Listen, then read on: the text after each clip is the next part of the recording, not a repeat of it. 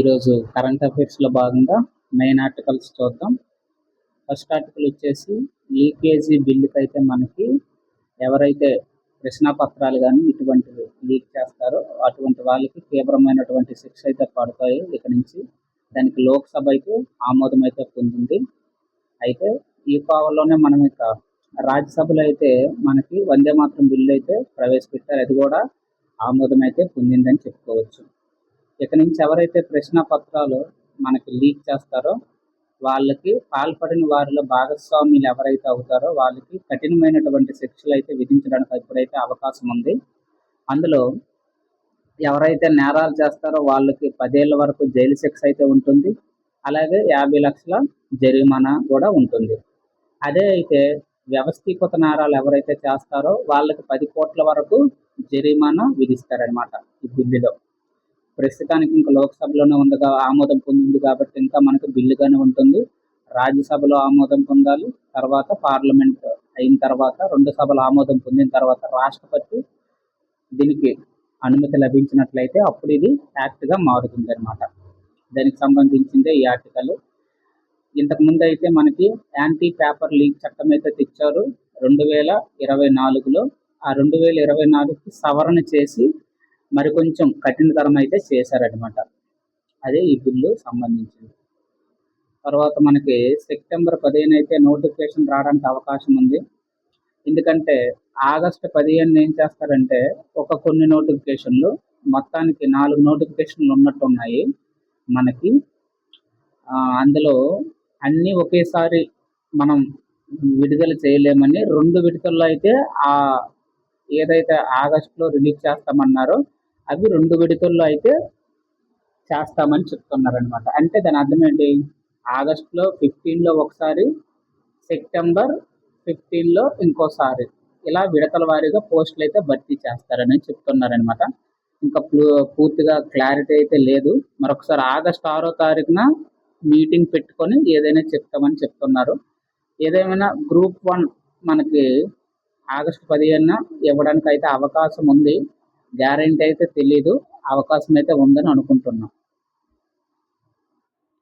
అలాగే మనకి ఇక్కడ మనం చూసుకుంటే Taiwan companies, Taiwan semiconductor manufacturing company, ఇది మనకి చిప్స్లో దాదాపు ఇది 30% దాకా ఆక్రమించి ఉంది.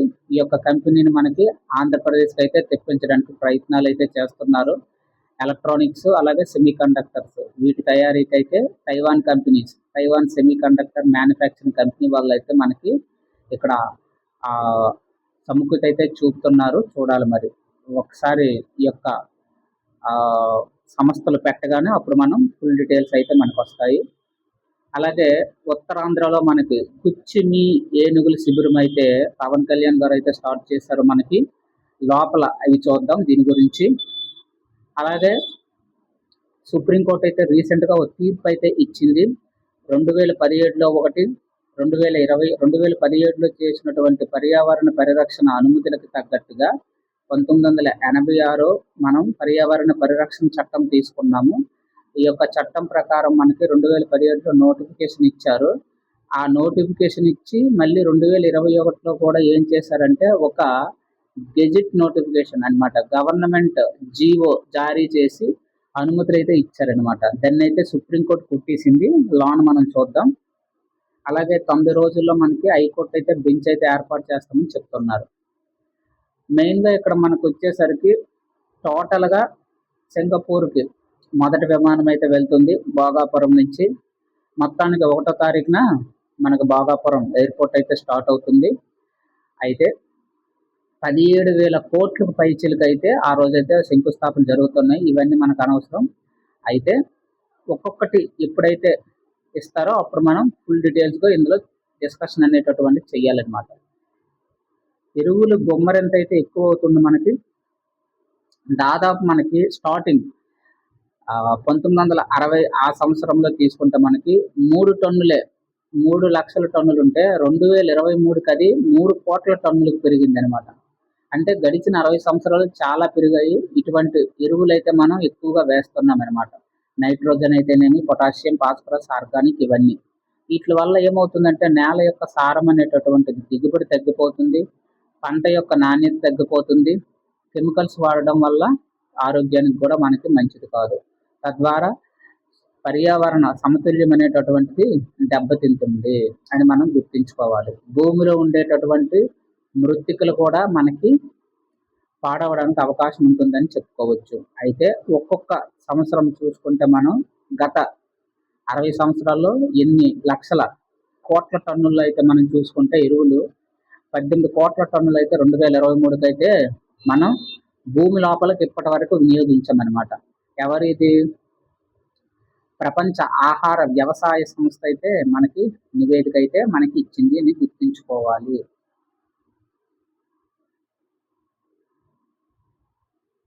ఇక్కడ ప్రాజెక్టుల విలువ చెప్పుకున్నాం కదా, 17,000 కోట్లు అనేసి. అందులో మనకి మెయిన్ ఇంపార్టెంట్ ఏంటంటే 4,370 కోట్లతో మనకి అనంతపురంలో 2,500 మెగావాట్లు అయితే పెడుతున్నారు. అది మనకి ఇంపార్టెంట్, వెరీ వెరీ ఇంపార్టెంట్. ఇంతకు ముందే మనకి సోలార్లో మనకి అనంతపురంలో 2 ఫేజులు స్టార్ట్ అయ్యాయి. అనంతపురం ఫేజ్ 1 అని, అనంతపురం ఫేజ్ 2 అని. ఫేజ్ 1లో భాగంగా మనకి 1000 మెగావాట్ల ఫేజ్ 1లో మనకి 1500 మెగావాట్లు అయితే ఇక్కడ ఉత్పత్తి చేస్తున్నారు. అనంతపురం 2 ఇక్కడ మనకి 500 మెగావాట్లు అయితే ఉత్పత్తి చేస్తున్నారు. ఇప్పుడు దానికి అదనంగా మనకేంటి, ఇంకొక అనుమతులు అయితే మనకు వచ్చాయి 4,370 కోట్లతో. టోటల్గా ఇక్కడ మనకి 2,500 మెగావాట్లు. ఇంతకుముందు ఎంత మనకి 2,000 మెగావాట్లు అయితే టోటల్గా ఉత్పత్తి అవుతుంది. దానికి ఒక 2,500 మెగావాట్లు యాడ్ అవుతుంది అనమాట ఇప్పుడు. అది మనం గుర్తుంచుకోవాలి. అది ఎక్కడ? అనంతపురం. మరి కర్నూలులో మరొక 1000 మెగావాట్లు. ఇంతకుముందు కర్నూలులో కూడా ఓపెన్ చేసాము, సోలార్ పార్క్ ఓపెన్ చేసాము. అందులో మనము ఒక 500 మెగావాట్లు అయితే జనరేట్ జరుగుతుంది ఆల్రెడీ ఉత్పత్తి. దానికి ఈ 1000 మెగావాట్లు అదనమనమాట. అంటే ఇది 500, ఇంతకుముందు 500, ఇప్పుడు 1000, 1500 మెగావాట్లు. ఇంతకుముందు 2000, ఇప్పుడు 2500, ఇది 4500. ఇన్ని మెగావాట్లు మనం ఉత్పత్తి అయితే చేస్తున్నాం అనమాట. పాలనాపరమైనటువంటి ఉత్తర్వులు అయితే చెల్లవు అని సుప్రీంకోర్టు అయితే మనకి తీర్పు అయితే ఇచ్చింది. ఇది గుర్తుంచుకోవడానికి అవకాశం ఉండాలండి. ఎందుకంటే కేంద్ర ప్రభుత్వం ఏం చేసిందంటే 2021లో ఒక ప్రధానమంత్రి కార్యాలయం నుంచి ఒక మెమోరాండం ఇచ్చి అనుమతులను అయితే తీసుకుంటుంది అనమాట. ఏవైనా రాష్ట్రంలో పర్యావరణ ప్రాజెక్టులు అవ్వచ్చు, చాలా ప్రాజెక్టులు ఉంటాయి. ఆ ప్రాజెక్టులన్నీ ఏం చేసిందంటే 2017లో యాక్చువల్గా గెజెట్ నోటిఫికేషన్ తీసుకొచ్చారు. దీన్ని మార్చడానికి ఏం చేశారంటే 2021లో జస్ట్ గవర్నమెంట్ ఆర్డర్ పెట్టి ఒక ఆర్డర్ ఇచ్చి వాటిని మార్చేశారనమాట. అలా మీరు మార్చడం అవ్వదు అని సుప్రీంకోర్టు అయితే తీర్పు ఇచ్చింది అనమాట. పక్కాగా శాసనసభల ద్వారా, చట్టసభల ద్వారా దీనికి అనుమతి అయితే ఉండాలి అనేసి మనకి చెప్తుంది అనమాట. అయితే ఇదివరకే ఏవైతే ఆల్రెడీ స్టార్ట్ చేసి ఉన్నారో, ఏవైతే ఉదాహరణకు మనకి ఒడిస్సాలో మనకి ఎయిమ్స్ కాలేజ్ ఉంది, ఆసుపత్రి భవనం ఉంది. అలాగే తమిళనాడులో centre of excellence for cancer diseases ఉంది. అలాగే కర్ణాటకలో విజయపుర విమానాశ్రయం ఉంది. అలాగే కరువు పీడిత ప్రాంతాల్లో సాగునీటి ప్రాజెక్టులు ఉన్నాయి. ఇటువంటి ప్రాజెక్టులకు అయితే మినహాయింపు ఇచ్చింది అనమాట. ఎందుకంటే ఇవి ప్రజా అత్యవసర ప్రాజెక్టులు. అలాగే ఇది పర్యావరణ పరిరక్షణ చట్టం కింద 1986లో తీసుకొచ్చినటువంటి క్లాజ్ 3కి అనుగుణంగా ఇవి ఉన్నాయి కాబట్టి పర్వాలేదు. కానీ ఆ తర్వాత దీనికి అనుగుణంగా ఏమైనా చట్టాలు చేస్తే పర్వాలేదు. కానీ అంతేగాని మీరు ఒక గవర్నమెంట్ ఆర్డర్ పాస్ చేసి పర్యావరణ అనుమతులు లేవి తీసుకోకుండా దానికి ఒక మెమోరాండం టైప్లో ఒక గవర్నమెంట్ ఆర్డర్ పాస్ చేసి ప్రాజెక్టులు అయితే చేయడం కుదరదు అని కొట్టేసింది అనమాట. సుప్రీంకోర్టు అయితే వాటిని కొట్టేసింది. ఏవైతే అనుమతి తీసుకోకుండా జస్ట్ గవర్నమెంట్ ఆఫ్ ఆర్డర్ ద్వారా ఏవైతే ప్రాజెక్టులు అనుమతి పొందాయో అవైతే ఇక పని చేయవు, ఆ ప్రాజెక్టులు ఆపియండి అని చెప్తుంది. అది కేంద్ర ప్రభుత్వం అనమాట. అయితే ఇక నుంచి ఏంటంటే 2025లోనే ఈ యొక్క కేసు అయితే నడిచింది అనమాట. అయితే అప్పట్లో గవాయ్ గారు, చీఫ్ జస్టిస్ గవాయ్ గారు భిన్న భిన్నాభిప్రాయాలు వాళ్ళు తెలిపారనమాట. ఈసారి ఇది చాలా రెట్లయితే వచ్చాయి. అందుకే ఈ కేసు అయితే ఇప్పుడు వాదించారనమాట. ఈ కేసు ఫైలింగ్‌కి వచ్చింది. ఇప్పుడైతే త్రిసభ్య మనకి ధర్మాసనము ఏకగ్రీవ తీర్మానం అయితే ఇచ్చిందనమాట. ఇదంతా కూడా ఏంటంటే విస్తృత ప్రజా ప్రయోజనాల రీత్యా మనకి తప్పనిసరిగా భావించాలి, ప్రాజెక్టులు చేపట్టాలి. వాటికైతే మినహాయింపు ఇచ్చింది. 1986 చట్టం ప్రకారం మాత్రమే మినహాయింపు ఇచ్చింది అనమాట. మీకైతే అవకాశం ఉంది. 1986 చట్టం 3 ప్రకారం మీరు మార్చుకోండి కానీ 2017లో మీరు తీసుకొచ్చిన గెజిట్ నోటిఫికేషన్ ద్వారా దాన్ని మాడిఫై చేసి 2021లో గవర్నమెంట్ ఆర్డర్లు ఏవైతే ఇచ్చారో అవైతే ఎక్కడ చెల్లవు అని చెప్పింది అనమాట.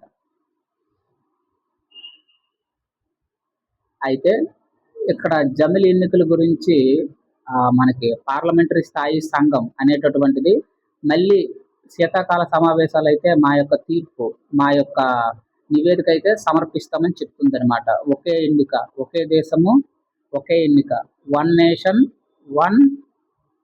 One election, one nation one election. దాని మీద పార్లమెంటరీ స్థాయి సంఘం అయితే తర్వాత అయితే మేము చెప్తాము, శీతాకాలంలో మా యొక్క కమిటీ రిపోర్ట్ ఇస్తామని చెప్తుంది అనమాట. అయితే జనగణమన చట్టబద్ధతే వందే మాతరానికి అయితే మొత్తానికైతే ఎవరైతే ఉద్దేశపూర్వకంగా కానీ లేకపోతే అవమానపరంగా కానీ ఎవరైనా అవమానిస్తే శిక్షించడానికి వీలు కల్పించే విధంగా ఈ బిల్లుకు, వందే మాతరం బిల్లుకు రాజ్యసభ అయితే ఆమోదం అయితే తెలిపింది. అయితే ఇది దేని కింద అయితే ఇంతకుముందు ఉంది, మనకి జాతీయ గౌరవాల చట్టం ప్రకారం 1971 ప్రకారం ఈ బిల్లుకి అయితే సవరణ చేసింది అనమాట. మొత్తానికి ఇదైతే ఆమోదం అయితే పొందిందని చెప్పుకోవాలి. ఇప్పుడు చెప్పుకున్నాం కదా, కోర్టు అయితే సుప్రీంకోర్టు కొట్టేసిందని. ఆ లెక్కను చూస్తే మరి చింతలపూడి ప్రాజెక్ట్ అనేటటువంటి ఎత్తిపోతల పథకం ఆలస్యం అవడానికి అవకాశం ఉంది అని మనకి చెప్తుందామన్నమాట. ఎందుకంటే ఇప్పుడు సుప్రీంకోర్టు కొట్టేసింది కాబట్టి కేంద్రం మరో నోటిఫికేషన్ ఇవ్వాలి, లేదా ఏం చేస్తుందో చూడాలన్నమాట. ఎందుకంటే పర్యావరణ అనుమతులు తీసుకోకుండానే ఈ ప్రాజెక్ట్ మనం స్టార్ట్ చేస్తామన్నమాట. కాబట్టి క్లియరెన్స్ ఇవ్వకుండా మనం స్టార్ట్ చేస్తాము. ఆల్రెడీ ఇప్పటికే ఒక 4,000 కోట్లు దీని మీద ఖర్చు పెట్టేశాము. అయితే ఇదంతా వీటి యొక్క స్వరూపం కానీ ఈ చింతలపూడి ప్రాజెక్ట్ మొత్తం కూడా ఏంటంటే ముందస్తు పర్యావరణ అనుమతులను మనము తెచ్చుకోకుండా ప్రాజెక్ట్ స్టార్ట్ చేస్తాం. మరి ఇటువంటి ప్రాజెక్టులు స్టార్ట్ చేసాం కాబట్టి సుప్రీంకోర్టు ఆల్రెడీ నిన్న తీర్పు ఇచ్చింది. మరి ఏమవుతుందో చూడాలి. అయితే 2017లో ప్రకారంగానే మనం ఈ యొక్క ప్రాజెక్ట్ స్టార్ట్ చేసాము. 2021లో సవరణ చేసింది, అందుకు సవరణ ఇస్తే అది చెల్లదు అని సుప్రీంకోర్టు చెప్పింది కాబట్టి కంపల్సరిగా మనం ఏం చేయాలి, కేంద్ర ప్రభుత్వం శాసనం ద్వారా ఒక నిర్ణయం తీసుకొని అమలు చేయాలన్నమాట. అప్పుడే మనకి ఈ యొక్క ప్రాజెక్ట్ ముందుకెళ్ళడానికి అవకాశం ఉంటుంది. ఏదో జస్ట్ ఒక పిఎం ఆఫీస్ నుంచి, ఒక కార్యాలయం నుంచి ఒక నోటిఫికేషన్ ఇచ్చి పనులు చేసేయండి అంటే అలాగా కుదరదు అని సుప్రీంకోర్టు అయితే తీర్పు ఇచ్చింది. కాబట్టి ఈ చింతలపూడి ప్రాజెక్ట్ ఏమవుతుందో చూడాలన్నమాట. ఎందుకంటే ఫస్ట్ ఏదైనా మనం క్లియరెన్స్ తెచ్చుకోవాలి, పర్యావరణ అనుమతులు తెచ్చుకోవాలి. తెచ్చుకోకుండా మనం ప్రాజెక్ట్ స్టార్ట్ చేసి 4,000 కోట్లు ఖర్చు పెట్టేసాము. ఇప్పుడు మనం 2021 మార్గదర్శకాలు ఏవైతే కేంద్రం ఇచ్చిందో అవి చెల్లవని సుప్రీంకోర్టు చెప్పింది. కాబట్టి ఏమవుతుందో ఇది పక్కాగా మనం ఏం చేయాలి, కేంద్ర ప్రభుత్వం శాసనాల ద్వారా, చట్టసభల ద్వారా దీన్ని ఆమోదించి అప్పుడు ఈ యొక్క గెజిట్ నోటిఫికేషన్ ఇవ్వాలి. అప్పుడు ఈ ప్రాజెక్టులు ముందుకెళ్తాయి. చెప్పుకున్నాం కదా, మనకి గుచ్చిమిలో ఏర్పాటు చేశారు ఏనుగుల శిబిరాన్ని. మనకి ఇక్కడ మనం చూసుకుంటే కర్ణాటక నుంచి ఈ ఏనుగులను అయితే తెచ్చాము, కుంకి ఏనుగుల్ని. ఇవైతే మనకి పర్యావరణ పరిరక్షణ చేస్తాయి. అంటే ఎవరైతే ఏనుగులు మనకి పార్వతీపురం మన్యం జిల్లా ఆ ప్రాంతంలో ఏనుగులు అనేటటువంటివి వచ్చి మనకి పంట పొలాలని, మనుషుల్ని చాలా అన్యాయానికి, చాలా ఆస్తి నష్టం అయితే చేస్తున్నాయి అన్నమాట. అందుకని మనం కర్ణాటక నుంచి ఏనుగులు తెచ్చి మనం పార్వతీపురం మన్యం ప్రాంతంలో గుచ్చిమి అనేటటువంటి దగ్గర ఏర్పాటు చేసుకున్నాము. వాటికి ఇక్కడ షెల్టర్ అయితే కల్పించామన్నమాట. అందులో ఆ కోవలోనే ఉత్తరాంధ్రలో గుచ్చిమి ఏనుగుల శిబిరం అయితే ఏర్పాటు చేశారని ఇక్కడ ఏర్పాటు చేశారు. పవన్ కళ్యాణ్ గారు అయితే వర్చువల్గా పాల్గొన్నారనమాట. ఈ సందర్భంగా ఆయన ఏం చేశారంటే తూర్పుగోదావరి జిల్లాలకు సంబంధించినటువంటి ఒక మొక్క, తిరుపతి, యాక్చువల్గా ఇది తిరుపతికి సంబంధించినటువంటి ఒక మొక్క మనకి ఈస్టర్న్ ఘాట్స్, ఈ యొక్క ఈస్టర్న్ ఘాట్స్ ఉన్నాయి కదా, ఈ ఈస్టర్న్ ఘాట్స్ లో తిరుపతికి సంబంధించినటువంటి తూర్పు కనుమల్లో మనకు ఒక కొత్తగా అరుదైన మొక్కనైతే గుర్తించారనమాట. దానికి క్రోటాన్ ఒబ్బలమడు గెన్సిస్ అనేటటువంటి పేరైతే పెట్టారు. ఏంటంటే గుర్తించుకోండి, క్రోటాన్ ఒబ్బలమడు గెన్సిస్. ఎందుకు ఈ పేరు పెట్టామంటే అక్కడ దగ్గరలోనే మనకి ఉబ్బలమడుగు ఉంది కదా, ఆ ఉబ్బలమడుగు జలపాతానికి సమీపంలోనే ఈ యొక్క కంబకం కొండ ప్రాంతం దగ్గర ఈ మొక్క ఉంటుంది అనమాట. అందువల్లే దానికి ఉబ్బలమడు ఒబ్బలమడు కెన్సిస్ అనేటటువంటి మొక్క ఆ పేరైతే పెట్టారనమాట మనకి పవన్ కళ్యాణ్ గారు. ఇక్కడ మనం అదే విధంగా ఈ జూలై 29 మనకి అంతర్జాతీయ పులుల దినోత్సవం కదా, అందుకనే దీని మీద కూడా ఒక కామెంట్ అయితే చేశారు. నాగార్జున సాగర్ శ్రీశైలం టైగర్ రిజర్వ్ అయితే మన ఏపీలో ఉండటం మనకి చాలా గర్వకారణం. ఇందులోనే మనకి 68 పులులు అయితే మనకు ఉన్నాయి. అందులో 11 పులి పిల్లలు అయితే మనకి ఇక్కడే ఉన్నాయి. కాబట్టి ఈ యొక్క సంఖ్యని ఏవైతే ఈ యొక్క శిబిరాలు ఉన్నాయి కదా, కన్జర్వేషన్ సైట్స్, వాటిని అయితే 150 పెంచుతామని చెప్తున్నారనమాట. అలాగే భారతదేశంలో మనకి 75% పులులైతే ఉన్నాయి. 3692 పులులైతే ప్రస్తుతానికైతే మన దగ్గర ఉన్నాయి. ప్రపంచవ్యాప్తంగా పులులు చూసుకుంటే 5575 పులులైతే మనకు ఉన్నాయి. అందులో 3/4 వంతు అంటే 75% 3692 పులులైతే మన భారతదేశంలో ఉన్నాయి. ఆంధ్రప్రదేశ్లో అయితే మనకి ప్రస్తుతానికైతే 87 ఉన్నాయి. ఇవి 89 అనేటటువంటి సెంటర్స్ అనమాట. పులులైతే 87 ఉన్నాయి అని మనం గుర్తించుకోవాలి. అయితే చాలా కాలంగా మనమైతే మూసేసాము నాథులా పాస్ని. ఎక్కడ ఉంది ఇది? సిక్కింలో ఉంది మనకి ఈ నాథులా పాస్. చాలా గొడవలు, ఒకసారి ఓపెన్ చేసాం, మళ్ళీ మూసాం, మళ్ళీ ఓపెన్ చేసాం, చాలాసార్లు జరిగాయి అనమాట. ఫస్ట్ టైం 1962లో మూసాము మనకి చైనాకి యుద్ధం జరిగినప్పుడు. మళ్ళీ 2006లో మళ్ళీ తెరిచాము. తర్వాత 2019లో కోవిడ్ సందర్భంగా మూసాము. మళ్ళీ ఇప్పుడు తెరుస్తున్నాం అనమాట. ఆగస్టు 1 నుంచి తెరుస్తున్నాము. ఇది ఎక్కడ ఉంది? నాథులా సిక్కింలో ఉందని చెప్పుకున్నాము. 14,000 అడుగుల ఎత్తులో ఉందన్నమాట. ఇది ప్రపంచంలో అత్యంత ఎత్తైన కనుమల్లో ఒకటిగా మనం చెప్పుకోవచ్చు అనమాట. అయితే ఈ యొక్క సిల్క్ రూట్ తీసుకుంటే మనకి ఈ సిల్క్ రూట్ నాథులా పాస్ తీసుకుంటే ఇది టిబెట్కి రాజధాని లాసా, అలాగే సిక్కిం నుంచి తూర్పు భారత్ వరకు ఇది ఉంటుందన్నమాట. అంటే ఇక్కడ మనం గుర్తించుకోవాలి, టిబెట్కి కూడా దగ్గరలో ఇది ఉంటుంది. అలాగే 3 రూట్లు చైనాకి, టిబెట్కి, ఆ భారతదేశానికి ఇది కీలకంగా మారుతుంది అనమాట. పర్యావరణ పరిరక్షణకైతేనేమి, అలాగే సైనికులను మోహరింపుకైతేనేమి, అలాగే లాజిస్టిక్స్ని తీసుకెళ్ళడానికైతేనేమి ఈ యొక్క ప్రాంతం అనేటటువంటిది ఇంపార్టెంట్గా మనం పరిగణించవచ్చు. అలాగే ఇక్కడే మనకి ఈ నాథులా పాస్ దాటగానే మనకి చుంబీలో వస్తుంది అనమాట. అది మనకి టిబెట్లో ఉందన్నమాట. భారత్ టిబెట్ చూసుకుంటే మనకు తెలుసు బహిరంగ వాణిజ్యం దీనికొండ జరుగుతుంది. ఇప్పుడు ఇది తెరవడం వల్ల మరి కొంచెం లాజిస్టిక్స్ అనేటటువంటి ఎక్కువగా జరగడానికి అవకాశం ఉంది. అలాగే ఇది భారత్ చైనా మధ్య 3వ బహిరంగ రవాణా మార్గాల్లో ఒకటి అనమాట. అంటే మనకి చైనాకి ఇది ఒక 3వ మార్గం అనమాట, వెళ్ళొచ్చు. ఇంక 2 మార్గాలు ఉన్నాయి. ఏంటేంటి? ఒకటి ఉత్తరాఖండ్ ద్వారా వెళ్ళొచ్చు, ఇంకోటి హిమాచల్ ప్రదేశ్ ద్వారా చైనాలోకి మనం వెళ్ళొచ్చు అనమాట. అది గుర్తుంచుకోవాలి. అదే చెప్పాం కదా, ప్రధాని మోదీ అయితే ఒక ట్వీట్ పెట్టారు, 70% మన దగ్గర ఉన్నాయి ప్రపంచంలో నుంచి అని చెప్తున్నారనమాట. 70 కాదు 75%. ఇక్కడ మనం చూసుకుంటే గుల్వీర్ సింగ్ 10,000 మీటర్ల పరుగులో కామన్వెల్త్ గేమ్స్లో మనకి గాస్కోలో జరుగుతున్నాయి కదా, ఇక్కడ మనకి గుల్వీర్ సింగ్ అనేటటువంటి వ్యక్తి మన భారతదేశానికి సంబంధించినటువంటి వ్యక్తి, ఉత్తరప్రదేశ్ సంబంధించినటువంటి వ్యక్తి 10,000 మీటర్ల పరుగులో మనకి 2వ స్థానంలో నిలిచాడు. 2వ స్థానంలో నిలిచి మనకి రజత పథకం అయితే సాధించాడని చెప్పుకోవచ్చు. అలాగే మనకి ఇక్కడ పంచాయతీలో ఏంటంటే దాన్వీర్ ప్రారంభం. ఏంటి దాన్వీర్ అంటే ఎవరైతే గ్రామ స్థాయిలో ఏవైనా బాగా మనకి హెల్ప్ చేయాలనుకుంటే ఈ యొక్క కార్యక్రమం ద్వారా హెల్ప్ చేయొచ్చు అనమాట. కంప్యూటర్లో గట్ట ఇవ్వచ్చు మనకి. మేరీ పంచాయత్ అనే మొబైల్ యాప్ మనకు ఉంది. ఆ మొబైల్ యాప్ సాయంతోనే స్వచ్ఛందంగా ఎవరైనా ముందుకొస్తే రావచ్చు.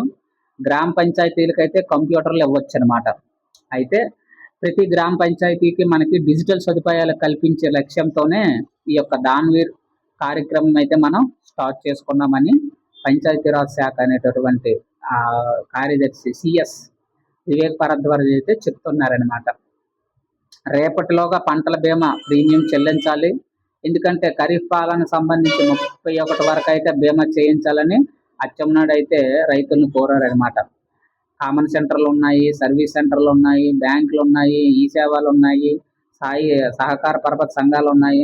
వీళ్ళందరితోనే మండల అధికారులు సమన్వయం అయ్యి రైతులతో మనకి premium చెల్లించాల్సిందిగా కోరుతున్నారనమాట.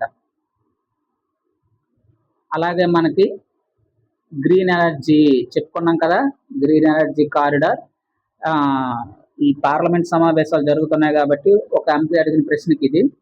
Green energy corridor phase 3కి ఆంధ్రప్రదేశ్ నుంచి అయితే ప్రతిపాదనలు మాకు అందాయి.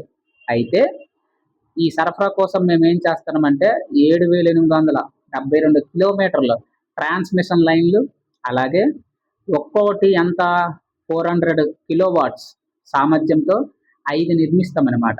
సబ్ స్టేషన్లు నిర్మించాలని ప్రతిపాదనలు అయితే మాకు వచ్చాయి. అయితే ఈ 2024 డిసెంబర్లోనే ప్రతిపాదన పంపారు. కానీ ఇంకా ఈ ఫేజ్ 3 స్కీమ్ అనేటటువంటిది ఇంకా ఆమోదం పొందలేదు. అందువల్ల మేము ఆపాము. అందువల్ల రాష్ట్రానికి నిధులు అయితే విడుదల చేయలేదని చెప్పారనమాట. వన్స్ ఈ ఫేజ్ 3 గ్రీన్ ఎనర్జీ కారిడార్ అనేటటువంటిది అమల్లోకి వస్తే వెంటనే ఈ యొక్క ట్రాన్స్మిషన్స్ లైన్స్ ఏవైతే ఉన్నాయో అవి మేము అనుమతి అయితే ఇస్తామని చెప్తున్నారనమాట. అయితే ఇక్కడ ఒక గ్రీన్ మెంటార్స్ సంస్థ అనేటటువంటిది మనకి నేషనల్ గ్రీన్ యూనివర్సిటీ ర్యాంకింగ్స్ అయితే విడుదల చేసింది. అందులో వైఎస్ఆర్ ఉద్యానవన విశ్వవిద్యాలయం అయితే మనకి 16వ ర్యాంక్ సాధించింది అనమాట. 100కి 92 మార్కులు అయితే వచ్చాయి. దీంతో గోల్డ్ రేటింగ్ దక్కించుకుంది మనకి. దేనికి ఇది వచ్చిందంటే పర్యావరణ నిర్వహణ అయితేనేమి, బయోడైవర్సిటీ అయితేనేమి, నీటి సంరక్షణ అయితేనేమి, వ్యర్థాల నిర్వహణ అయితేనేమి, ఈ అన్నిటిలో కూడా సస్టైనబుల్ డెవలప్మెంట్ గోల్స్ని మేము రీచ్ అయ్యాము. అందుకే మాకు ఈ యొక్క ఆహ్వానం అయితే వచ్చింది. అమెరికాలోని మనకి న్యూయార్క్లో జరిగే అంతర్జాతీయ 10వ ఎన్వైసి గ్రీన్ స్కూల్ కాన్ఫరెన్స్లో ఈ పురస్కారం అయితే అందుకోండి అని ఆహ్వానం అయితే వచ్చింది. ఎందుకు ఇవన్నీ మాకు వచ్చాయంటే రైతులకి ఇవి దగ్గర చేసాం మేము. ఉద్యాన సాంకేతికతలు అయితేనేమి, సుస్థిర పర్యావరణం అయితేనేమి, ఇటువంటి పరిశోధన చేసి రైతులకు మంచి ఫలితాలు అందించినందుకు మాకు ఈ అవార్డు అయితే వచ్చింది.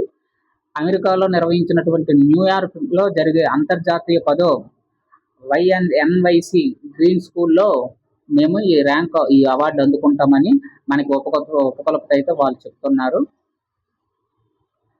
తర్వాత మనకి జలంతర్గామి, ఇక్కడ మనకి సముద్రంలో మనకి సబ్మెరైన్స్ ఉంటాయి. శత్రువుల యొక్క సబ్మెరైన్స్ ఎప్పుడైతే మన గస్తీలోనికి వస్తాయో, మన తీర ప్రాంతంలోనికి వస్తాయో అప్పుడు వాటిని డిస్ట్రాయ్ చేయాలి. వాటిని గుర్తించి మనం వాటిని డిస్ట్రాయ్ చేయగలగాలి. అటువంటి కోవకు చెందిందే జలంతర్గామి విధ్వంసక నౌక, డిస్ట్రాయర్. విధ్వంసక అంటే డిస్ట్రాయర్. అటువంటి నౌకలైతే మనం 81A సిరీస్లో భాగంగా మనం దాదాపుగా ఇవి 8 డిజైన్ చేస్తున్నాం అనమాట. అందులో ఇది 7వది. ఇది మనకి 7వది అనమాట. 7వ డిజైన్ ఇది INS ఇదేంటంటే మచిలీపట్నం అనమాట. పేరేం పెట్టాం ఈ జలంతర్గామి విధ్వంసక నౌకకి? డిస్ట్రాయర్ అనమాట. ఇది యాంటీ సబ్మెరైన్ డిస్ట్రాయర్.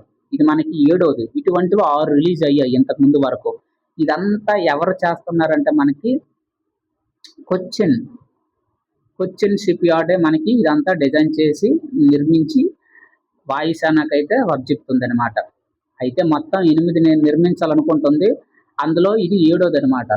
ఈ యొక్క సిరీస్ని కానీ మనం చూసినట్లయితే మా 81A సిరీస్ ఇది, 81A, 82A, అలాగే 83, అలా ఇది 86 687A ఇది ఆ కోవకు చెందింది అనమాట. దానికి మచిలీపట్నం పేరుతో మనకి ఇదైతే రిలీజ్ చేస్తున్నారు. ఎందుకంటే మనకు తెలుసు ప్రాచీన కాలం నుంచి ఇది చాలా ఫేమస్ కాబట్టి ఇది మనకి ఉపయోగిస్తున్నాం అనమాట. ఏదైనా జలాంతర్గాములు కానీ వచ్చినట్లయితే వెంటనే మనం వాటి మీద అటాక్ చేయడానికి, అలాగే తక్కువ రేంజ్ అనమాట, ఒక 20 నుంచి 10 నాటికల్ మైల్ దాకా మనకి సామర్థ్యం అనేటటువంటిది ఉంటుందని రక్షణ శాఖ అయితే చెప్తుంది అనమాట. అందులో ఇది 7వదని చెప్పుకున్నాం కదా.